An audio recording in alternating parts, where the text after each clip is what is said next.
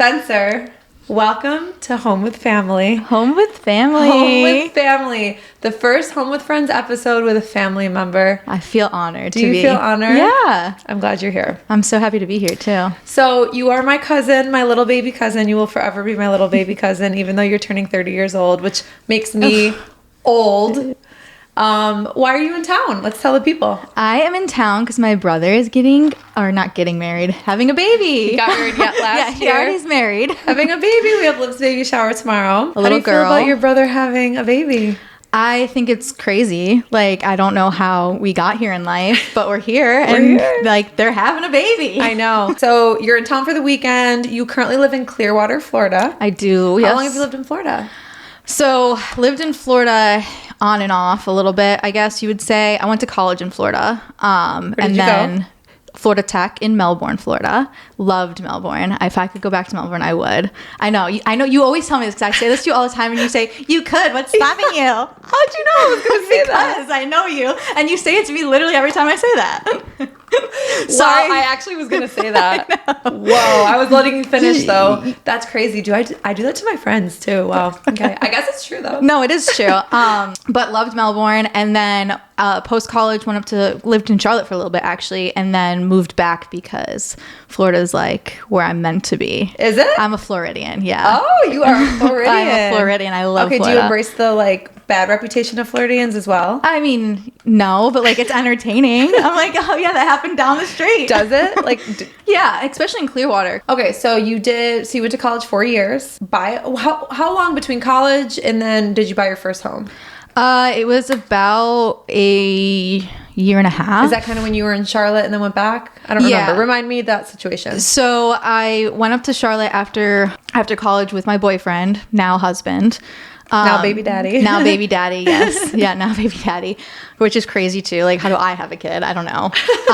But yeah, moved to Charlotte, and then we just kind of decided we really missed Florida. So moved back down to Florida and had an apartment for a year. Okay. And then just kind of decided that we wanted to buy a house. You were young though. Very young. I was 22 and still just boyfriend, girlfriend. 22, bought your first home with your boyfriend. How did your mom feel about that? Did she care at all? Like buying a home, not engaged? So no, not really. My mom doesn't have sentimental value to houses. She's moved that's true 7 times in a year. I feel that is sometimes. True. So to her, it's just oh, you could just sell it, Yeah. And also, which I actually respect that mentality. I think too many people think a home is so permanent. And of course, there can be permanence around a house, but you can just sell it too. Yeah. And I also think that because we were together for so long, it wasn't a concern. We had met, he was the first person I met on campus. I was with you. Yeah. Wasn't I? Yes. No. Yeah, you were. Because I helped you move in. Yes. Yeah, you were there. You actually, I think you were there when we met. Very first person you met on campus. Yep. Just couldn't resist. Couldn't help yourself. No, fell in love. Love at first sight, as they say. Literally love at first sight. That's so cute. We love that. Okay, so you were 22 years old. Did his family feel any type of way? I don't really know. They never said anything. I feel like, no, I feel like it was just, we were together for so long before. And I think he had already been talking about maybe proposing at that point. So I mean, obviously I didn't know that at the time. I still don't really know that for sure, but because we got engaged pretty close after we bought the house. Okay. So how did you guys talk about money and finances? Did you split the down payment? What was that conversation like? Yeah, it was really just 50-50. We obviously had to have a conversation about it.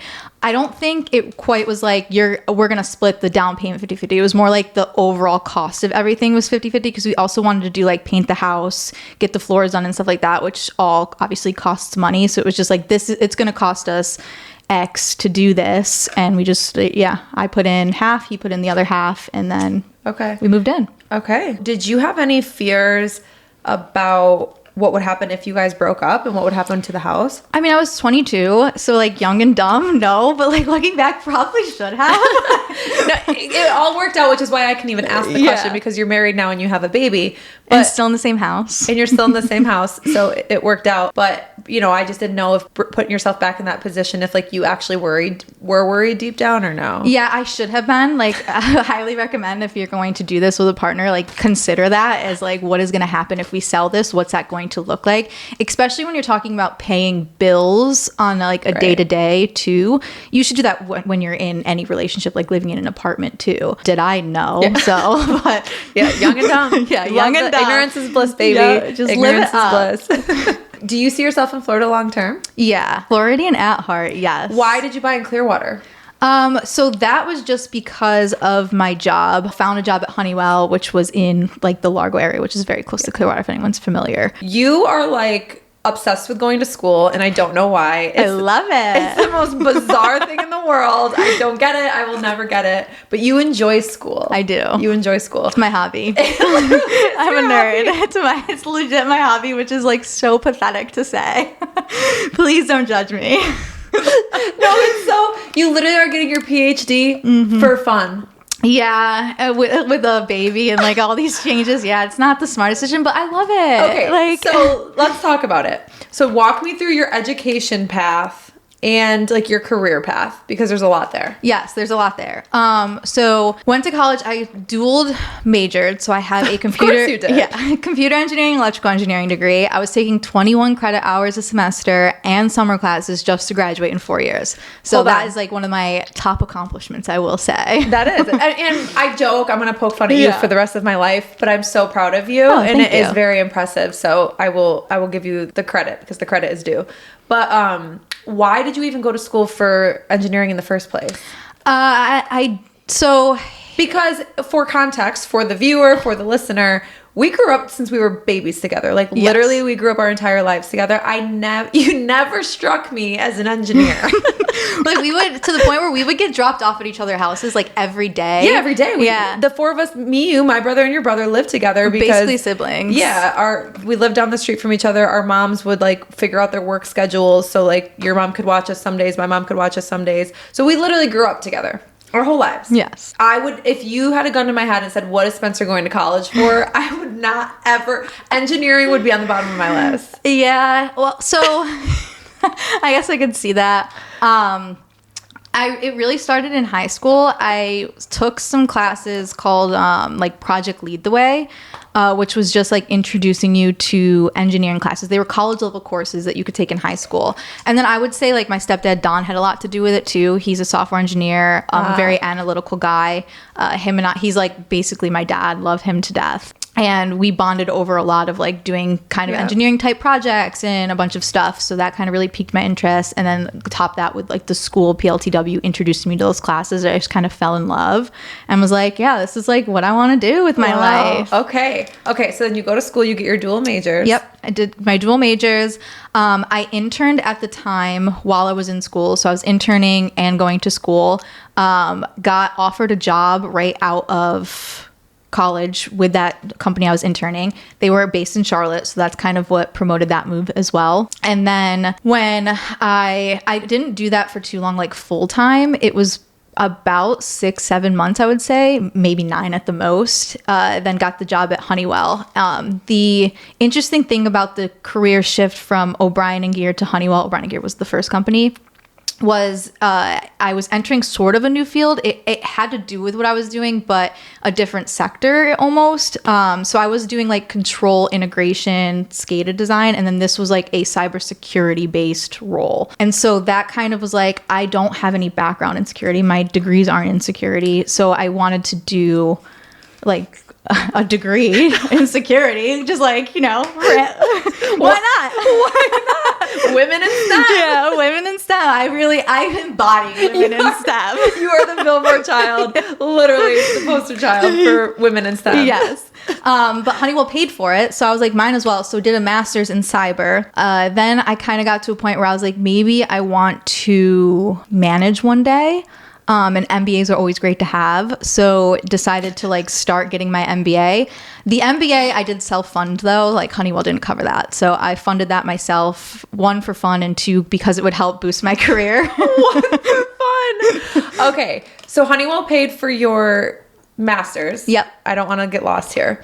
Okay, so they covered that. So then you decide you're going to self-fund and get your MBA. Yeah. How much is that? That was about $26,000 over 2 years. Wow. Yeah, I took an accelerated course. Were you doing everything online? Yes, that was all online, and it was cool because it was cybersecurity management based, so it also still had to do with what my career was. So when I started Honeywell, I do want to say security was like, when I started doing security work, I decided like that's where I want to grow my career. So like all of these investments into myself were not like wasted efforts. Like they had to do with security, which is where I kind of wanted to ditch the computer and electrical stuff and focus more on security efforts. So that's kind of what pushed me into doing like all that stuff. Understood. Okay. So I decided when I was at Honeywell, I was doing DoD contract work. What's that? Department of Defense. Oh. So I worked, yeah, duh, Britt, Department of Defense. That's dumb as fuck. Which was good. I learned a lot doing that, but the problem with DoD work specifically is that the technology they work on is like 20 years kind of behind. You would think it'd be the opposite. Yeah, I feel like government entities should have the best of the best. Yeah. No. Everything should be elite. Everything should be brand new. They should have access to things that we don't have access to. And it's the opposite. Yeah, they're like 20 years behind. Well, there is a reason for it. It's because they have to like vet all of the technology, right? They have to go through like a bunch of testing, like prove it works and all this stuff. And all that takes time. So if they have something that they know works and functions, it's really hard to just like swap it and replace for the next best thing without going through all of those like testing phases. Okay, whatever. But like I'm with you. Like it should be like they should be working on state of the art like, stuff. Instead of being 20 years behind, maybe I'll give you 5 years. Yeah. So I was like, I don't know if I want to be like in DoD work forever, right? And it was Honeywell Aerospace. That was pretty much the only thing I could do there. So decided that I was going to start to look for something else. And then cloud was a big thing. Like you know what the cloud is? Like iCloud? Like the cloud? Yeah. Like iCloud is a cloud. Like so it was like like we're just like, oh, it's in the cloud. Yes. Yeah. So decided that, that might be a cool piece of technology to maybe start to work on and like build my resume towards. So got a job at Mandiant, and then they got acquired by Google. So that's how I ended up at Google. Got it. And that's where you're at now. And that is where I'm at now. I'm a security engineer at Google now. Okay. So side note, what is like a tip and trick for people to protect themselves? Because you always tell me not to connect to public Wi-Fi. Yeah, public Wi-Fi is a good one. But like I have to connect to public Wi-Fi. I mean, like you can just like never share when it asks you, do you want to share like with the network? Always say no. Never say yes to that. Yeah, of course. I think I'm pretty good. I don't get like scammed. I don't fall for the phishing.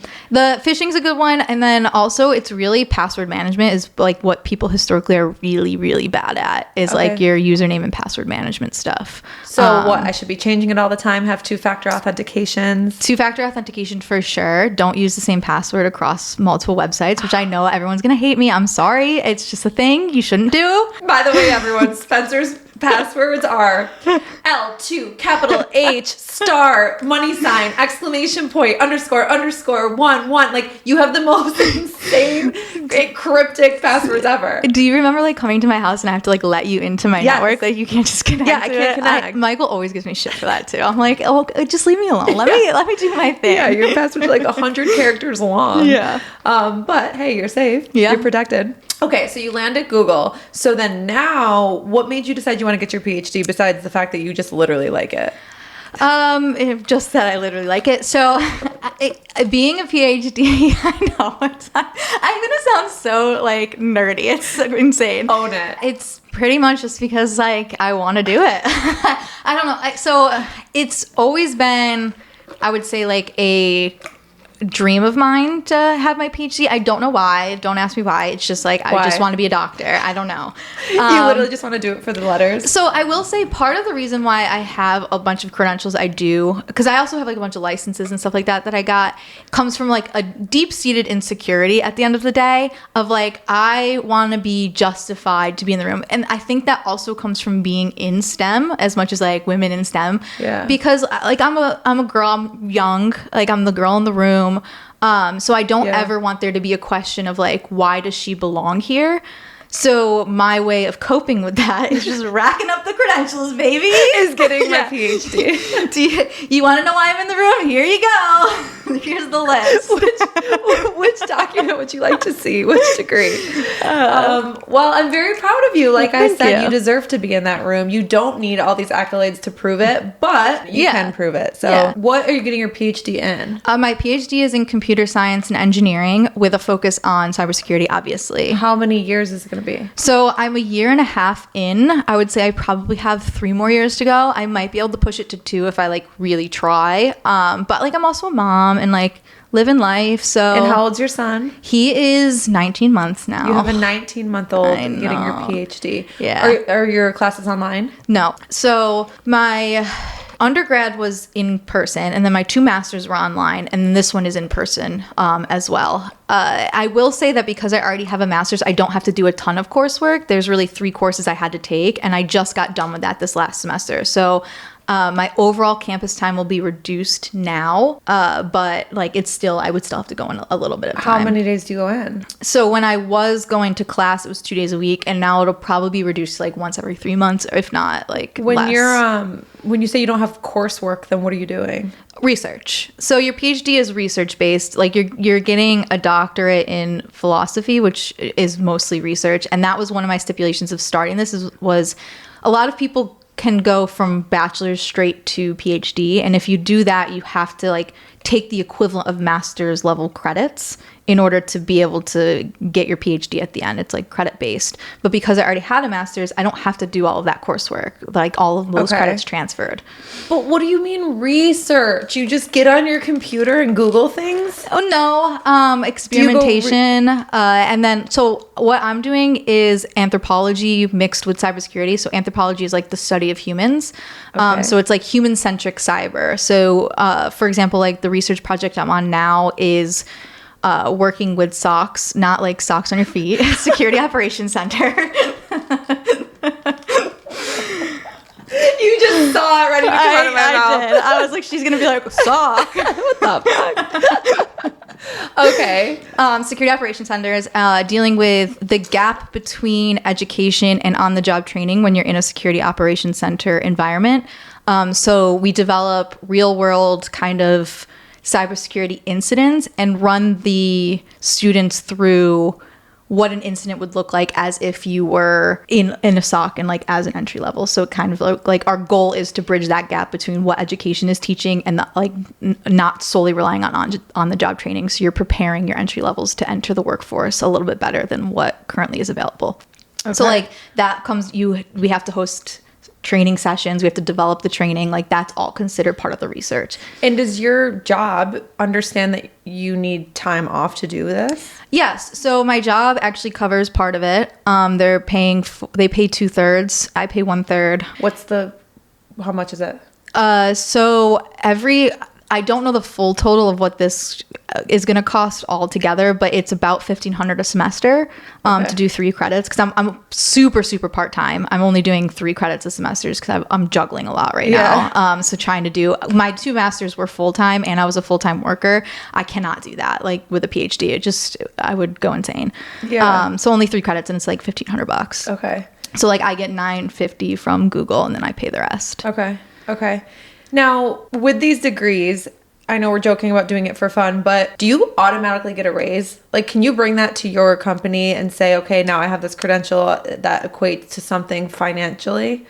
I wouldn't say like 1-to-1 like that. I would say it expedites the process a little bit. So when companies typically look, now not every company is like this, but typically companies will look at degrees as equivalent to experience. So without a master's degree, I'm at 0 years of experience. With a master's degree, I'm like 2 to 3, right? So you'll be eligible for promotions quicker.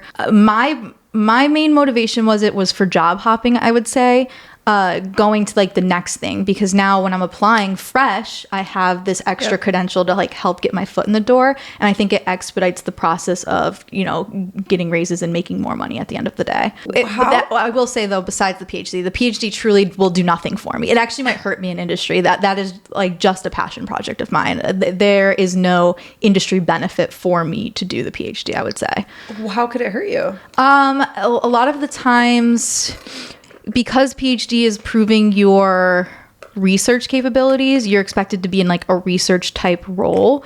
and not in like a development type role. And I'm in a development type role, and I really like being in a development type role. So it might like conflict with that career path, I would say. Wow, Spence. Good for you.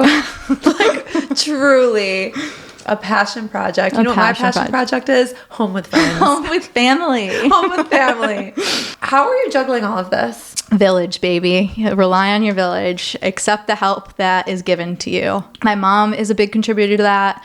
Michael is very supportive. Like when I was going to campus, one day a week, my mom was taking the baby, and then the other day a week, Michael was leaving work early, so I can go to campus and like, you know, do my thing out there. So just a village, like it truly does take a village. And I will say, doing my PhD is beneficial to me because it's my outlet. So it's like I'm doing something for me. So my mental health is like actually better. I take a lot of pride in school. I truly do love it. Yeah. So it's just something that gets my mental psyche in the right spot. So that's why it's been a priority for my family to pursue. Good. I love that for you. Okay.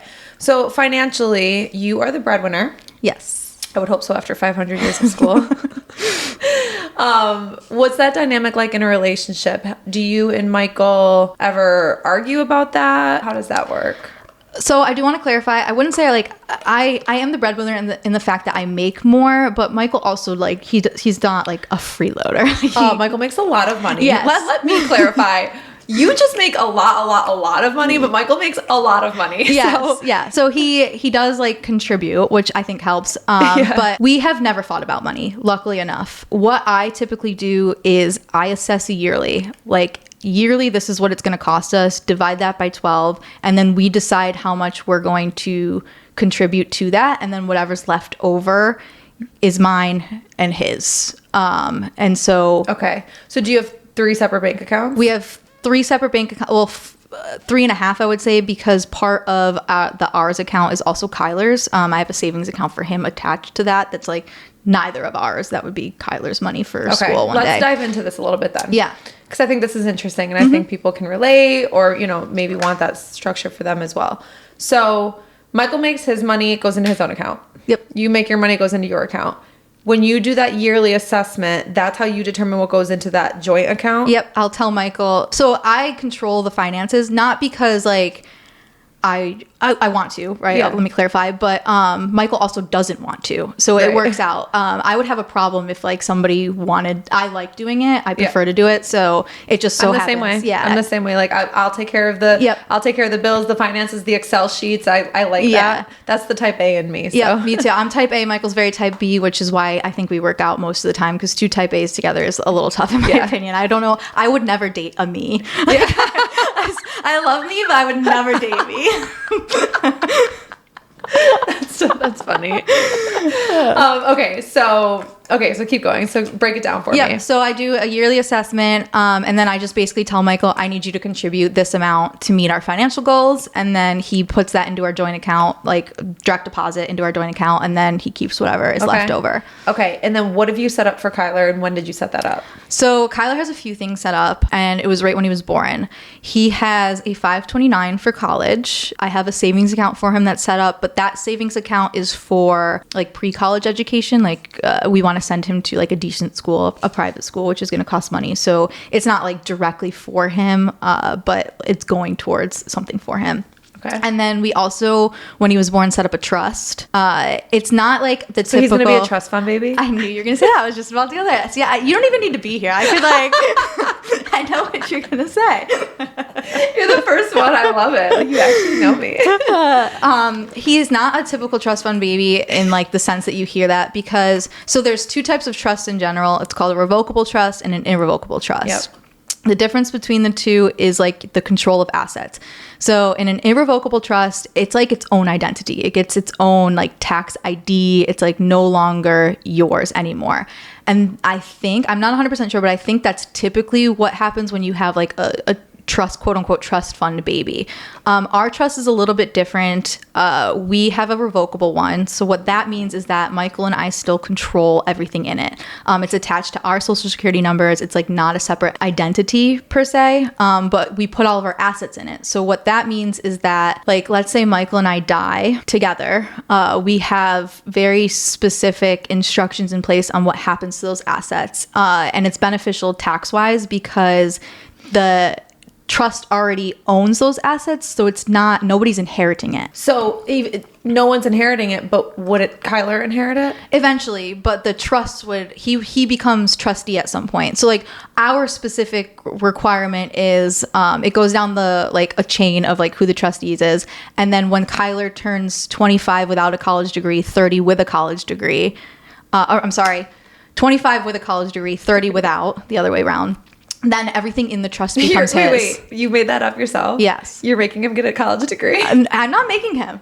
He can be 30 and inherit, but I'm strongly encouraging from the dead that you should get a college degree. Poor Kyler. 5 years. You gotta wait 5 years if you don't got that college degree. Absolutely. Listen, by the time he's college age, college isn't even gonna matter anymore. Maybe, but I mean, we can change it. That's the benefit about revocable, is that you can change the terms at any time. Irrevocable, it's a little bit more difficult to change the terms. That's so funny. You know what? I love that. Yeah, I love that. I'm strongly encouraging from the dead that yes, you should go get a college degree. But prior to that, it goes. It depends on custody of Kyler, and then they become the trustee and will do the best interest of him. They can pull out money. We have a set amount specific annually that goes with inflation that they can pull out to cover costs for Kyler throughout his life. And then by the time like he's 25 or 30, then he gets everything. Okay, so some of the pros to the revocable you touched on. Yep. Any other reasons you went with revocable? We're young, so it's just, and we're doing it as if we die, not we want our assets to be dedicated to something, right? Like we still want to be able to access our money, have control over it, decide what goes into the trust and what's out of the trust. Once you put it in an irrevocable trust, like you can't withdraw from it, you can't really do anything for it unless it's in the terms. Is your house in the trust? Yes. So our house is owned by the trust. Our investment accounts are owned by the trust. The only thing that's not in the trust is 401ks because they can't be. But the 401ks are beneficiaries to, the trust is beneficiary to our 401ks. So like if we died, our 401k money would funnel into the trust. Okay. So it kind of sounds like everyone should have a trust set up. I would highly recommend it. Yeah. It's really nice to consolidate all of your assets together. And like I said, there's like a bunch of tax benefits to it. Like if you were to die and like something were to happen, you can specify exactly what you want to happen to it. The trust, you set that up. You also set up an LLC. Yes. So this is kind of where I get a little bit confused because you have your house as an asset in the trust. Yep. So what do you have in the LLC? So nothing currently in the LLC. What's going to happen is when we move, we're keeping our current home as a rental property. We will do a transfer of deed from the trust to the LLC. Okay. Why? So because we want to keep our assets completely separate. So one of the main reasons is like, let's say we plan on Airbnb-ing it, which means you have a lot of different people coming in and out. Let's say something happens and somebody wants to sue us. They're suing the LLC and not us. Yep. So they can only take what the LLC has. Yep. That is huge. I'm glad you brought that up because that is a really big perk. Yes. If you do have a rental property, it is good to have an LLC. And then on top of that, it would be, so like I said, I put a lot of money aside for Kyler. And he can be an employee of the LLC and I can pay him like $13,600 something, blah, blah, blah, blah, money, tax free that I can write off as like an LLC payment that goes to him for working for me. I will say there's like caveats to that, right? It has to be age appropriate. So, and it has to be something that like I can't pay him $13,000 to sweep the floor, right? It has to be equivalent to something that you would pay for that type of service. So to start, we're going to pay him for his like likeliness or whatever, like likeness. Yeah. So we'll like probably use his name in the LLC. And he'll probably be like modeling for us. Wait, really? Yeah. And then like, that's how we'll pay him. And then when he gets modeling, I don't know, like just modeling, or you lose him in our logo, like, like something like that. Like we'll use him for modeling services to pay him.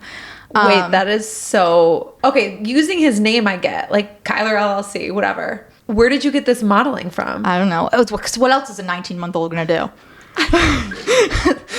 What? Please, I would love to know, Brittany. What would you have him do? The name... Okay, I think the name makes sense. I don't know. Let's think. Well, let's think. We could have him... He's cute. He is cute. Okay, he'll be a model. Okay, I get it. I get it. Because, like, how could you not have that gorgeous face as a model? I guess I didn't realize that you were planning on, like, paying him now. I was thinking when he's age appropriate, when he's 13, 14, 15. Yeah. Well, because, like, I already put money aside, so why not get it a write-off for me on top of, like, him getting it for free? I guess ask, like, we can look into, like, the legality of that, like, so it's not like tax fraud, but I guess what do people do for babies? Modeling? I would assume so, yeah. That's probably it. I've done a lot of research on it because, like, the last thing I want to do is get audited, right? That's going to be the worst thing for us, especially because our taxes are very complicated now, just with, like, everything we have going on. So I have looked into the legality of it. It just has to be an age-appropriate work. And to me, modeling, people are on TV at baby age, you know? It's, like, one of the only things. But then as he ages, right, it'll change. Yeah, I'll have him clean. Give him, like, real jobs, Yeah, he'll clean. He'll do the lawn. Can, like, actually whatever. help with manage the rental. Yeah, exactly. Yeah. Okay, wow. So interesting. Yeah, so that was another motivator behind doing the LLC is because I'm already putting money aside for him anyways, so why not get, like, a tax benefit for it? No, I love that for you. So you are growing out of your current home. We kind of mentioned that. Yes. So what are your goals as far as real estate? Do you want to purchase a new home? If so, what is the timeline? What's that look like? So, yes, we are rapidly growing out of our house. We have 2 big dogs as well. And there's just, we all need space. So, especially me. I am touched out sometimes. I need a little corner to go to by myself. We're looking. Timeline is, I would say, end of year is our goal. But we're not in a rush. Our next home, we're looking at it more of a permanent, like 30-year our family, like, permanent home. Not to say it doesn't have to be, right? Life happens, things happen, but that's our mindset going into it of, like, this is going to be our forever home. So we're being a bit picky about it. And then our goal would be, to keep our current home and rent it out. We got it at a really good price. What was the purchase price? $299. $299, and you can sell it. We were talking about this a little bit earlier, like $600. You said. Yeah, some of the houses are going for $600. And why? And you're looking in the St. Pete area. We're looking in the St. Pete area. Yes, like we just like that area. Is it near the beach? Yeah, it can be. Are you beach people? We were in Melbourne. Now it's tough because we live 5 minutes from Clearwater Beach, which sounds really nice until you're stuck in traffic for 2 hours to get over to the beach. And then by the time you're at the beach, you're just like, I want to go home. Tourists everywhere. Yeah. Tourists everywhere. Traffic's really bad. So we have become less beach people just because it's not very, it's not a local beach. It's a tourist beach. Okay, fair enough. What is your budget for your new home? Our budget is between $1 million and 1.4 is what we're looking at in the range. Obviously, the lower, the better. Yeah. Do you have any must-haves? Oh my God, dream yeah. features? I have a laundry list of must-haves. Okay, give them to me. We're looking for pool, for sure, a pool. Okay. Right now, I don't have a laundry room, so a laundry room is you don't have a laundry room? No. So where's your washer and dryer? Okay, here's the thing about older Florida homes. A lot of the times, the laundry room is in the garage. Okay. Now, the previous owners of our homes were an older couple, retired, just them two were living in the house. So they moved the washer and dryer into a bedroom. So our washer and dryer is a tiny, tiny closet in one of our spare bedrooms. I didn't know that. What room? The one that I use as my office. The door's closed most of the time because it's a mess in there. Interesting. So, yeah. So the washer and dryer fit in the closet? No, they jankily it's so bad. We should fix it at some point because now that we brought it up, it's terrible. But they literally just took some plywood and some insulation and just cut out the garage and just put the washer and dryer in the bedroom. I never even noticed. If it makes you feel better. It does make me feel better because I absolutely hate it. But my biggest thing is I want somewhere to fold the clothes that's not on my pool table in the middle of my house somewhere. Okay, so you definitely need a laundry room. Yeah. Can't believe you don't even have one right now. Yeah, laundry room is on my list. A dedicated office. It's not a bedroom. And we want a minimum of 4 bedrooms plus an office. And we're nerds again, sorry, but we play video games, so we just need some space what's your video game go to? Right now we're playing World of Warcraft Classic, like the nerds we are. We're loving it. I'm a hunter for anybody that cares. And I'm not a very good one. But that's okay. I'm here for the vibes and I'm having a good time. Do you sit next to each other? Do you have gaming chairs? Yes. You have gaming chairs? No, not gaming chairs. We do sit next to each other. We have our headsets on. Yep. Do you have a pink controller and he has a blue one? So it's on the PC, but I do have a pink headset. Yes. Thank you for calling me out. I really appreciate it. Is it bedazzled? No, that's a good idea. That's a good idea. That's a good idea. Oh my god. Yeah. Cute. So yeah, we just need a little more space. Do you need a gaming room? I'm just kidding. No, we don't need a gaming room. I would like to have, like, we have a pool table right now, which I really love having. So I would like to have like some, like a lounge area, like bonus room type, something like that, where we can still have a pool table, have our bar set up, just like a little chill vibe. What are some of Michael's must-haves? 3-car garage. Is he a car guy? Oh yeah. Is he? So I don't think I knew that about him. Not like, I mean, when you say car guy, there are some like car guys. He's not like a car guy, but like he's like a car guy. You know, like you know the difference? I do. Like, yeah, I do. He's not a car guy. Like, he's a car guy. Yes, exactly. I get it. Okay. Yeah. All right. So 3-car garage for the car guy. Yeah. And he would love to have a golf simulator in that car, that 3-car garage. But that's like not, obviously doesn't have to have the golf simulator. I see that all the time now. Yeah. I feel like that's just a thing. Yeah. Guys are doing it. Mm-hmm. It's a guy trend for sure. Yep. So, and that's about it. That's all he wants. It's just a 3-car garage. Hey, low maintenance. Yep, low maintenance. Love man. That. Amazing. So when you start looking for homes, you're going to use me as your loan officer again, correct? Of course. Yes. That is one thing, too, that I didn't mention. I did end up refinancing the house with you. Of course. You bought the house with me, too. No, I did not. You didn't? I don't even think you were in, or you just started maybe at that time. Who'd you use? Whoever, like, so it was such a shitty process. Really, like, I would not recommend going through a friend for, like, a friend of a friend for, like, your realtor. Thought it was going to be a dreamy experience. It wasn't. It ended up being, like, a total shit show. But it was just, like, somebody that they had in their circle. I know a lot more now than I did then. That is weird. Why didn't I do the purchase for you? I truly think you just started. This was 2019. Yeah, true. I started in 2018. Yeah, so I think you, like, had just, I don't even think you were a loan officer at that point. I think you might have been like an account manager. Yeah. Interesting. Okay, but yeah, so we did the refi. So who are you using now for a realtor? You don't have to say their name, but is it someone brand new? How did you get connected with your current agent? It's actually Wendy. My mom's friend. Oh, yeah. Okay, that makes it better. Which the only reason why, because I know I just said, hypocritical of me, but I just said don't use a friend of a friend, but I know her personally, and like I have talked to her outside of real estate. I have a connection with her that I think she has my best interest at heart, whereas the other one did not. Okay, got you. You don't have time for a side hustle, quote unquote, right now. Yeah. You just don't. You also don't really need one. But if and when, or like when the PhD is done, do you want to get into some sort of side hustle? I know you're in investing. Like, tell me other ways you see yourself making money. Yeah. So right now we do, I would say investing as our side hustle.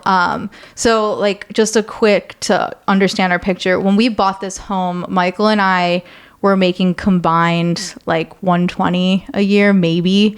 I don't know exactly, but like a lot less than we're making now.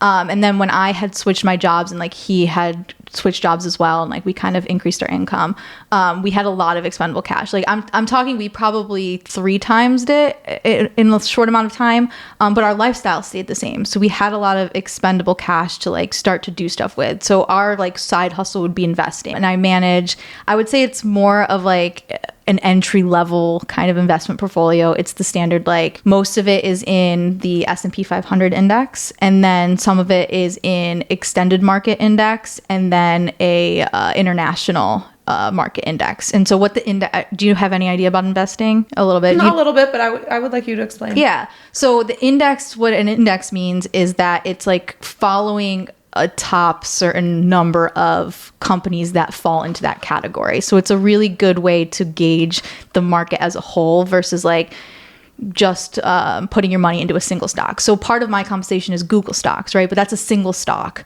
in Google. It has nothing to do with like how the market's doing in general. It has everything to do with how Google specifically is doing. What the index funds do is tracks multiple companies over. How often are you getting stock payout? So we get, the way that it works at Google is you get a yearly refresh, and that'll be like X amount of money. X amount of stocks, really, and then they equate it to money. And then it vests monthly over 4 years. So every month, so I'm on my 3rd year at Google, so I have 3 active stocks vesting monthly. And then the cool thing that happens is that when you get granted the stocks, it grants at the current stock price. So when I started at Google, the stock price was like $70, right? So every month, I'm vesting a certain amount of stocks that were $70 but are now worth $170. So I automatically get those gains every month. I'm seeing them. And that's just how Google works. So obviously the next year Google stocks were higher, so like those gains aren't as big as the first year. Yeah. But I have like 3 active ones that go in monthly. Well, good for you. How long do you have to be there before they give you stock? Right away. Like really? It'll be, instead of sign-on bonuses, it'll be like stocks, or at least my case. I don't know. I can't speak for like Google as a whole. Yeah. But like my case was, we didn't get specific sign-on bonuses. We got like a good chunk of stock. Yay. Good Yeah. for you. Okay, good. Well, Spencer, I really am proud of you, all jokes aside. And it's very impressive to see. Will you go to my graduation? Yeah. When's your graduation? In 3 years? Yeah. What school? USF. It's right in Clearwater. Hell yeah. I'll make a trip out of it. Yeah. Okay, of course. Okay, now I gotta think of a fun question to wrap up with. Oh, I hate these. I always like put myself in the other person's shoes. I'm like, what would I answer? I feel bad because I'm like, it's a tough question. Hold on. Let's see if because I didn't prep for you, since you're fam and all. Because in the club, we all fam. So I didn't really prep for this. So I didn't have a fun question ready to go. Do you remember when your brother stabbed me in the butt with a pencil? I do remember that. That was a crazy You story. still have lead in there, right? I still have lead in my butt. Yeah. Fun fact. Yeah. Yeah, that's pretty crazy. It looks like a freckle though. All right, we'll wrap with this. This is a good one. What's something you've never told me but always wanted to? I never told you. I pretty much have told you everything in my life. Okay, well. I don't think I have never told you. Yeah, I don't think I have anything for that. Really? Yeah. Do you remember sweet. Do you remember when I called you when I was in like high school and we were gonna snort Adderall? And you were like, typically people do cocaine. I mean, Adderall's not a big deal. And I was like, oh, I thought it was like this huge deal. Do you remember that? Do you remember? No, like What's really funny is I don't remember saying that to you, but I remember you having questions about Adderall and me thinking it was like cute and innocent, but I don't remember that response. Yeah, you were like, typically people snort cocaine, so like go for it. I was like, oh, okay. I thought it was a big deal. I'm being like, oh, it's cute because you did that with me and I did the same thing with my brother. I remember being like a freshman in college. I don't even know how old I was, and I forget what drug it was. I think it was like, it wasn't weed. It was like, maybe it was Adderall or Molly. I literally don't remember. And I remember being like, my brother will know. Let me call him. And I was like, so Josh, and I remember he kind of gave me the same response. He was like, sure, just be careful. Like, are you with your friends? And I was like, I hung up. I'm like, we're good to go. My brother said it was okay. Okay, Spencer, I love you. I love you. I love you. We're going to have a good little day. I actually love that you're here all weekend. Is there anything else you'd like to say on your debut with Home with Friends? No, thank you so much for having me. It's been an honor, and I'm very proud of you as well. Thank you. What do you think of my little Home with Friends setup? Honestly, it's way more legit than I thought it was going to be. I came down here, I was like, oh, this is like legit, like a podcast studio sort of setup. Yeah. You have lights and like microphones and equipment. You get a little nervous. You do. Yeah, you get a little nervous. It takes like 5-10 minutes to get comfortable. Yep. You did amazing. Thank you. Very eloquently. You're very intelligent. You can tell. Thank you very much. You're very welcome. Sometimes I feel like an idiot, but I feel like everybody does. So. Spencer, stop it. Okay. Love you. Love you. Bye. Bye.